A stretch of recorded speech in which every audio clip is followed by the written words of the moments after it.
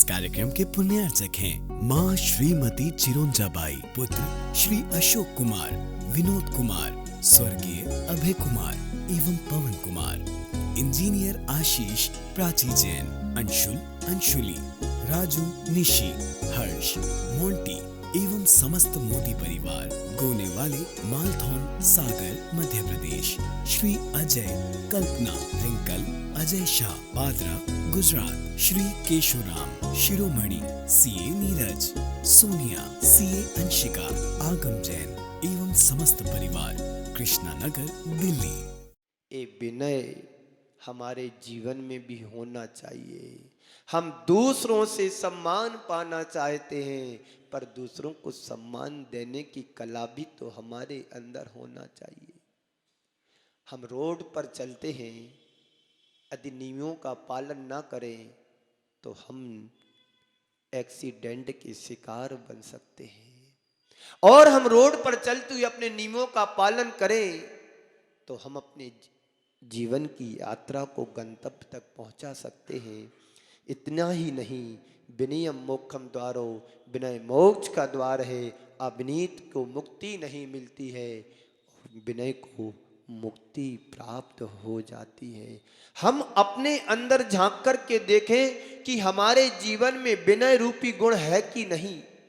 जब कभी संवाद होता है, जब कभी विवाद होता है, तो विनय के अभाव में भी विनय के अभाव में ही होता है।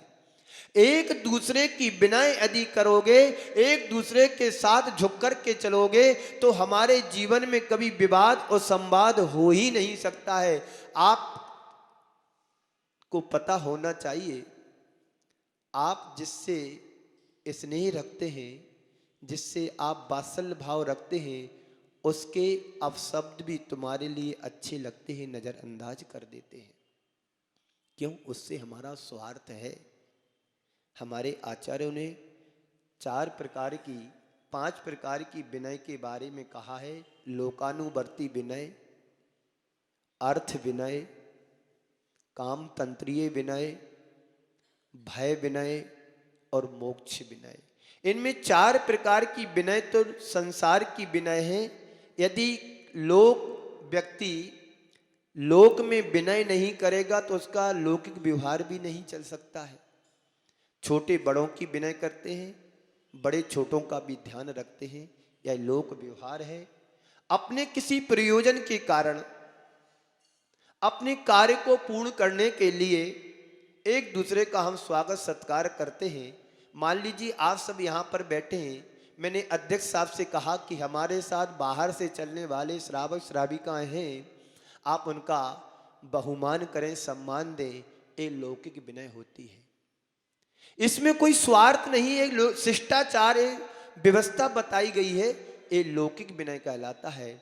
दूसरी विनय है अर्थ विनय। अर्थ विनय का मतलब होता है अपने स्वार्थ से प्रेरित होकर के किसी के प्रति विनम्रता प्रकट कर देना, यह अर्थ विनय कहलाता है।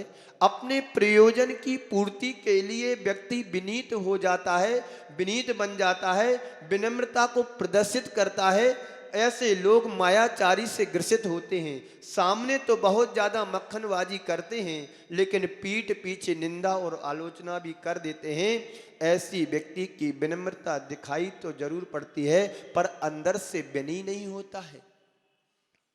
यह विनय भी नहीं होता है, यह स्वार्थ प्रेरित विनय कहलाती है। उस विनय को अर्थ विनय कहते हैं। काम तंत्री विनय वह विनय कहलाती है जो तुम्हारी इच्छाओं की पूर्ति करने के लिए तुम जो विनय करते हो।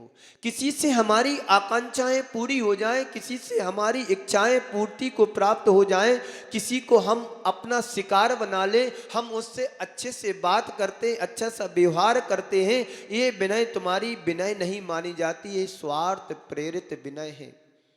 अपनी कामनाओं की पूर्ति करने के लिए लोक पुरुषार्थ किया जाता है, वह काम तंत्री विनय। भय विनय, कभी किसी व्यक्ति से प्रभाव को देखकर उसके सामने झुक जाते हैं। ये नेता हैं, इनसे हमारा काम बन जाएगा। ये शासन प्रशासन के व्यक्ति बड़े अधिकारी हैं, इनके साथ विनय से पेश आएंगे तो हमारे बिगड़े हुए वर्षों के काम भी सुधर जाएंगे, हमारी आवश्यकताओं की पूर्ति हो जाएगी। ये भय विनय है। यदि हम अधिकारी को सम्मान नहीं देंगे, बहुमान नहीं देंगे, तो हमारे जो वर्षों के काम पड़े हुए हैं वह काम भी नहीं बनेंगे। ये भय के कारण व्यक्ति विनय करता है। हम इस भाव में अच्छा करेंगे तो परभव मुझे अच्छा बनेगा, इस भाव में यदि हम अच्छा नहीं करेंगे तो पौभर हमारा बिगड़ सकता है। भय विनय है। वह भय विनय, ये सारे विनय लौकिक विनय हैं, सांसारिक विनय हैं। मोक्ष मार्ग में ऐसे विनय की कोई जरूरत नहीं है, कोई प्रयोजन नहीं है। पर संत कहते हैं सबसे बड़ी विनय है मोक्ष मार्ग की विनय। मोक्ष मार्ग की विनय करना, गुरुजनों की विनय करना, भक्ति करना, पूजन पाठ करना, हमारे सामने देव शास्त्र गुरु होते हैं, ये मोक्ष मार्ग की विनय है। इनके प्रति हम जितना अपने हृदय में श्रद्धा के साथ, विश्वास के साथ, आस्था के साथ विनय करेंगे, उतना हमारा जीवन ऊंचा उठेगा, उतना हमारे जीवन का कल्याण होगा। आप भगवान की विनय करते कि नहीं करते? बोलो। करते हैं। जिनवाणी की विनय करते हैं? करते हैं। और रत्नत्रय के धारी गुरुओं की भी आप विनय करते हैं? बोलो। करते हैं ना? ये विनय क्यों? इससे हमारा मोक्ष मार्ग प्रशस्त होता है। हम भगवान के प्रति राग रखते हैं, देव शास्त्र गुरु के प्रति राग रखते हैं, हमारा प्रशस्त राग है। इस राग से तुम्हारा संसार का राग समाप्त होता है। इस राग से तुम्हारा बीत रागता का मार्ग प्रशस्त होता है। यही विनय तुम्हें मोक्ष तक पहुंचाने में समर्थ होती है। हम भगवान की भक्ति करें, मोक्ष मार्ग को प्रशस्त बनाएं। मोक्ष कल्याण के क्षेत्र में जो जरूरी विनय है, उस विनय की चर्चा आज मैं आपसे करने जा रहा हूं। वह विनय जो तीर्थंकर प्रकृति के बंध में कारण बनती है, जिस विनय को आत्मसात कर लेने पर हमारे भीतर तीर्थंकर जैसी क्षमता प्रकट हो जाती है, हो सकती है। इसी विनय को कहा है विनयो मोक्षक द्वारो। विनय मोक्ष का मार्ग है, द्वार है, जो हमारे भीतर प्रकट हो जाता है। उस विनय को तप भी कहा गया है। विनय बहुत बड़ा तप है जो हमारी कसाय और इंद्रियों को नियंत्रित करता है। वह विनय जो हमारे अंदर की कलुषता को दूर कर देता है। वह विनय जो हमारे भीतर के अभिमान को त्रोभूत कर देता है। वह विनय जो हमारे पाप मल को क्षय कर डालता है। हमारे अंदर कितनी गंदगी भरी हुई है। मन में गंदगी है, तन में गंदगी है, मन में पाप पल रहा है, जीवन पापमय बन रहा है। इन सारे कर्मों को क्षय करने के लिए विनय रूपी तप की जरूरत है।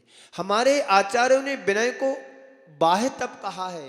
आप किसी के पास जाते हैं, गुरुजनों के पास जाते हैं, बड़ी विनय से पेश आते हैं।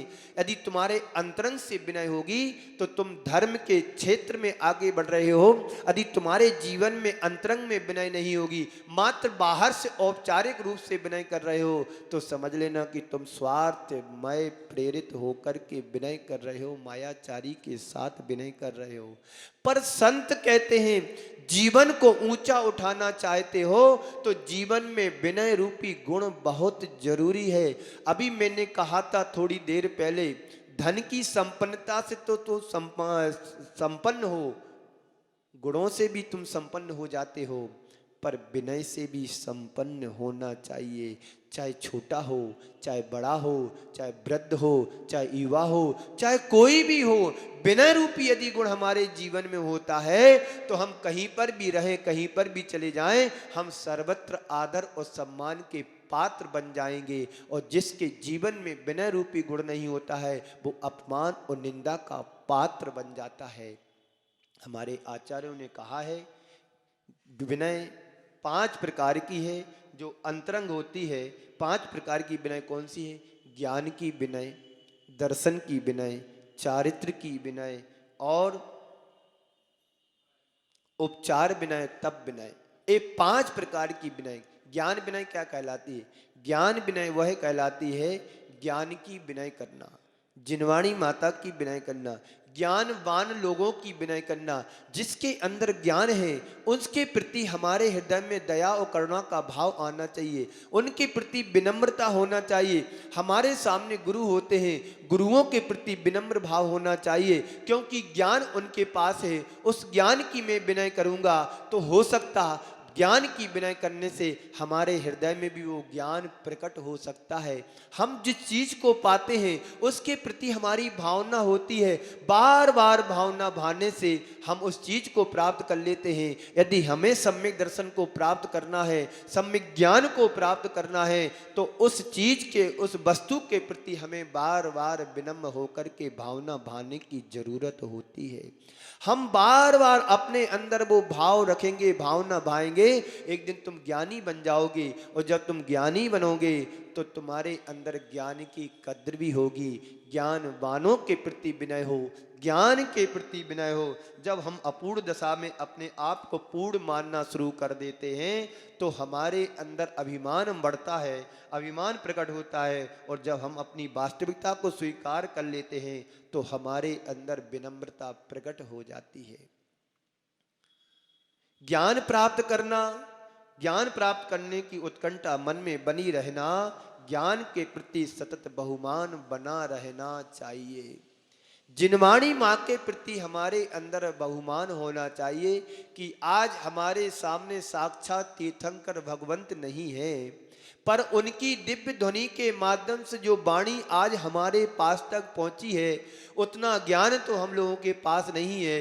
पर उस जिनवाणी माता का हम बहुमान करेंगे, आदर सम्मान करेंगे, तो ज्ञान हो सकता धीरे धीरे हमारे अंदर प्रकट हो सकता है। इसी बात को परिलक्षित करते हुए आचार्य वीरसेन महाराज ने धबला की पुस्तक में 4 बातों को कहा है कि हमारे अंदर कैसे ज्ञान बढ़ता है। पहली बात उन्होंने कही है, गुरु के मुख से सुनने से हमारे अंदर ज्ञान प्रकट होता है। दूसरा कारण उन्होंने बताया, शिष्य अपनी बुद्धि से ग्रहण करता है। आपका क्षयोत्सम यदि कम होगा, हम कितना भी आपको यहाँ से उपदेश दें, आपको समझ में नहीं आएगा। पर आचार्य कहते हैं कि ये पहला ज्ञान तो वह गुरु के उपदेश से सुनता है, बढ़ता है। दूसरा अपनी बुद्धि से ग्रहण करता है। तीसरा ज्ञान की विनय से प्राप्त करता है। और चौथा समय पाकर के ज्ञान को प्राप्त करता है। जो भी विद्यार्थी हो या कोई श्रावक श्राविका हो, इन 4 कारणों से अपने अंदर विनय करके अपना स्थान को ऊंचा बना सकता है। यदि हम उपदेश सुन रहे हैं तो गुरु मुख से, तो गुरु मुख के उपदेश से, गुरु मुख से उपदेश से ग्रहण करता है। दूसरा अपनी बुद्धि से ग्रहण कर लेता है, उसके क्षयोत्सम से ग्रहण कर लेता है ज्ञान। तीसरा समय पाकर के ग्रहण करता है ज्ञान। और चौथा अपने ज्ञान के द्वारा ग्रहण कर लेता है। ज्ञान के 4 चरण में से एक चरण ऐसा है जो विनय की श्रेष्ठता को प्रकट करता है। जो विनय पूर्वक सीखते हैं वे वास्तविक ज्ञान पाते हैं। अगर हमारे मन में विनय है तो बहुमान होगा। इतना विनय और बहुमान होना चाहिए। ज्ञान के विषय में जो कुछ कहा वह मेरे लिए लाभकारी कहा जा रहा है। इससे ही मेरे जीवन का हित है, इससे ही मेरे जीवन का कल्याण है। ज्ञान और ज्ञानवंतों के प्रति विनय और बहुमान का भाव हो तो ज्ञान में वृद्धि अपने आप होती है। दूसरा है दर्शन का विनय। दर्शन का मतलब होता है सम्यक दर्शन। सम्यक दर्शन प्राप्त करने की भावना हमारे जीवन में बनी रहना चाहिए। अभी आप यहाँ पर बैठे हैं, पर आपके अंदर सम्यक दर्शन होए ये कोई जरूरी नहीं है। कितने लोग हैं जो देव साध गुरु के प्रति अपनी श्रद्धा भक्ति नियमित प्रकट करते हैं। गुरु के बिना, शास्त्र के बिना और देव के बिना हम अपना जीवन जी रहे हैं। कितने लोग हैं जो रोज मंदिर आते हैं, जो प्रतिदिन मंदिर आते हैं, भगवान का प्रक्षाल करते हैं, पूजन और पाठ करते हैं, समझ लेना उनके जीवन में सम्यक दर्शन का कुछ अंश आ गया है। और जो देव साज गुरु से दूर भागते हैं, नियम व्रत लेने की जब कोई बात आती है पीछे हट जाते हैं, दान देने की बात आती है तो मन में मलिनता छा जाती है, समझ लेना उनके जीवन में, उनके हृदय में अभी सम्यक दर्शन जैसा कोई भाव प्रकट नहीं हुआ है। और जो व्यक्ति दान देने के लिए सबसे आगे आता है, कभी भी कोई अनुष्ठान हो, कभी भी कोई धर्म हो, और वो कहता है कि सबसे पहले मेरा नाम लिखो, मैं दान दूंगा, अपनी क्षमता और योग्यता के अनुसार हमसे जो कुछ बनेगा उतना देंगे। जब कोई नियम व्रत की बात आती है तो नियम व्रत लेने के लिए सबसे पहले आगे आ जाता है, समझ लेना उसके हृदय में सम्यक दर्शन का आविर्भाव हो रहा है।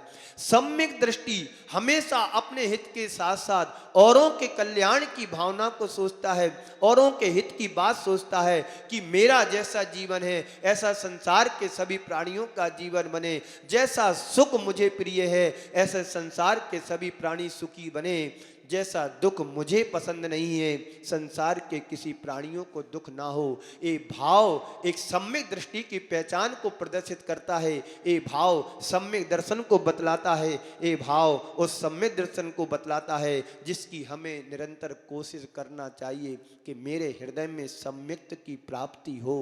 हे भगवान, अनंत संसार मेरा बीत गया है मिथ्यात्व के कारण, आज तक मुझे देव शास्त्र गुरु की पहचान नहीं, आज तक मुझे बोधि ज्ञान नहीं हुआ है, आज तक हमें अपनी आत्मा की पहचान नहीं हुई। कारण क्या है? कारण स्पष्ट है कि मुझे सम्यक की अभिवृद्धि नहीं हुई। सम्यक दूसरा है दर्शन का विनय। सच्ची और निर्दोष रीति से हमें जो तत्व मिला है उसे हमें संभालना है, यह भाव हमारा व्यर्थ में ना जाए। बड़ी दुर्लभता से मानव जीवन पाया और यूं ही हमारा जीवन निकल जाएगा। धर्म हमारे जीवन में नहीं घटित हुआ, देव शास्त्र गुरु के प्रति हमारे अंदर श्रद्धा नहीं जमी, तो हमने जन्म तो ले लिया और जन्म लेकर के जी भी लिया, पर तुम लेकर के कुछ आए थे और खाली हाथ जाओगे। बड़ी दुर्लभता से, बड़ी पुण्य के योग से तुम्हें मनुष्य पर्याय में भी जैन कुल मिला है। इस कुल को तुमने यूं ही गंवा दिया तो फिर तुम्हें जब यहाँ से जाओगे तो खाली हाथ जाना पड़ेगा। इस कार्यक्रम के पुण्यार्चक थे माँ श्रीमती चिरोंजाबाई, पुत्र श्री अशोक कुमार, विनोद कुमार, स्वर्गीय अभय कुमार एवं पवन कुमार, इंजीनियर आशीष, प्राची जैन, अंशुल, अंशुली, राजू, निशी, हर्ष, मोंटी एवं समस्त मोदी परिवार, गोने वाले, मालथौन, सागर, मध्य प्रदेश, श्री अजय, कल्पना, रिंकल, अजय शाह, पादरा, गुजरात, श्री केशुराम, शिरोमणि, सीए नीरज, सोनिया, सीए अंशिका, आगम जैन एवं समस्त परिवार, कृष्णा नगर, दिल्ली।